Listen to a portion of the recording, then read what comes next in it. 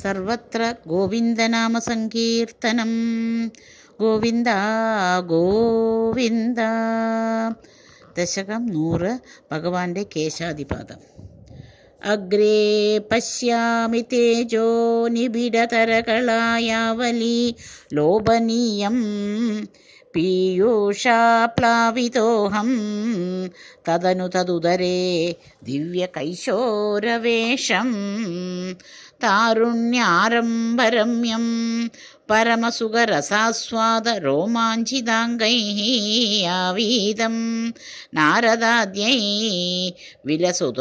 വിലസതുപനിഷത്സുന്ദരീ മണ്ഡലൈശ്ച നീലാഭം കുഞ്ചിതാഗ്രം ഘനം അമലതരം സംയതം ചാരുഭംഗ്യാ രത്നോത്തം സാഭിരാമം വലയിതമുദയശ്ചന്ദ്രകൈ പിഞ്ചജാലൈഃ മന്ദാരസ്രന്നിവീതം തവ പൃഥുകപരീഭാരം ആലോകയേഹം സ്നിഗ്ധശേദോട്ടപുണ്ഡ്രാം അഭി ച സുലളിതാം പാലപാലേന്ദുവീതിം ഹൃദ്യം പൂർണ്ണാനുകമ്പാർണവമൃദുലഹരീ ചഞ്ചലദ്ഭ്രൂവിലാസൈഃ ആനീലസ്നിഗ്ധപശ്മാവലിപരിലസിതം നേത്രയുഗ്മം വിഭോ തേ സാന്ദ്രശ്ചായം വിശാല അരുണകമലദളാകാരം ആമുഗ്ധതാരം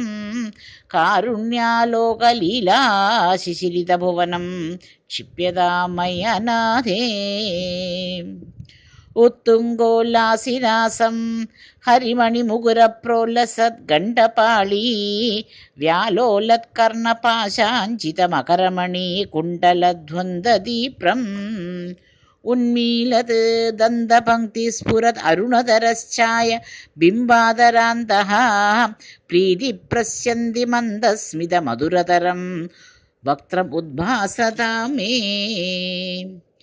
ബാഹുദ്വന്ദ്വേന രത്നോജ്വലവലയഭൃതാ ശോണപാണിപ്രവാളേന ഉപാത്താം വേണുനാളിം പ്രസൃതനഖമയൂഖാങ്കുലീം സംഘശാരാം കൃത്വാ വക്ത്രാരവിന്ദേ സുമധുരവികസത് രാഗമുദ്ഭാവ്യമാനൈഃ ശബ്ദബ്രഹ്മാമൃതൈഃ ത്വം ശിശിരിതഭുവനൈഃ സിഞ്ച മേ കർണവീഥിം ഉത്സർപ്പത് കൗസ്തുഭശ്രീത് അതിഭിരരുണിതം കോമളം കണ്ഠദേശം വക്ഷശ്രീവത്സരമ്യം തരളതര സമുദ്ദീപ്രഹാരപ്രധാനം നാനാവർണപ്രസൂനാവലി കിസലയിനീം വല്യമാലാം വിലോലത് ലോലംബാം ലംബമാനാം ഉരസി തവ തഥാ ഭാവയേ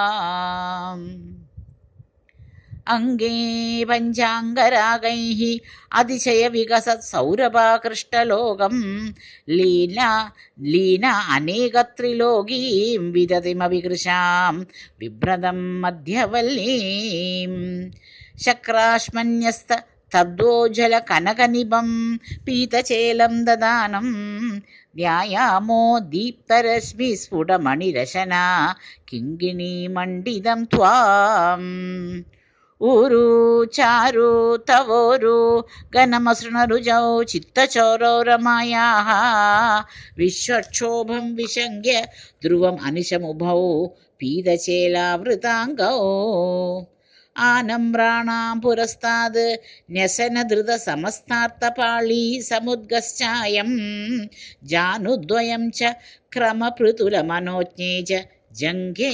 നിഷേവേ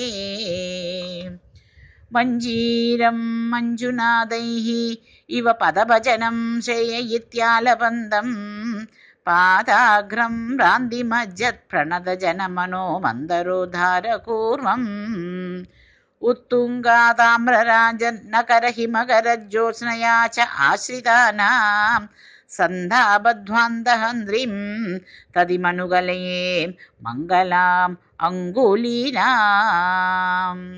യോഗീന്ദ്രാണാം ത്വദംഗേഷു അധികസുമധുരം മുക്തിഭാജാം നിവാസോ భక్తానాం కామవర్షద్యుతరుకిసలయం నాథాతే పాదమూలం నిత్యం చిత్తస్థితం మే పవనపురపదే కృష్ణా కారుణ్యసింధో హృత్వా నిశ్శేషతాపాన్ ప్రతిశదు పరమానంద సందోహలక్ష్మీ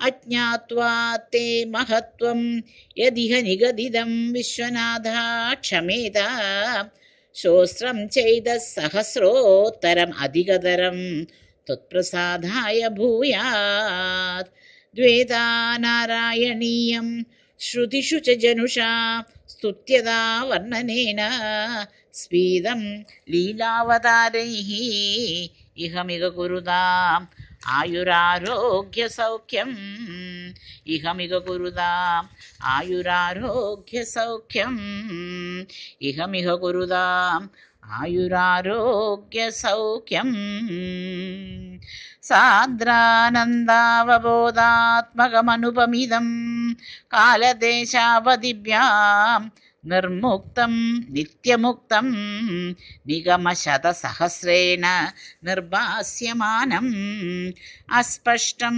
దృష్టమాత్రే పునరుపురుషార్థాత్మకం బ్రహ్మతత్వం తత్తావద్మాది సాక్షాత్ గురుభవనపురే హంత భాగ్యం జనానాం.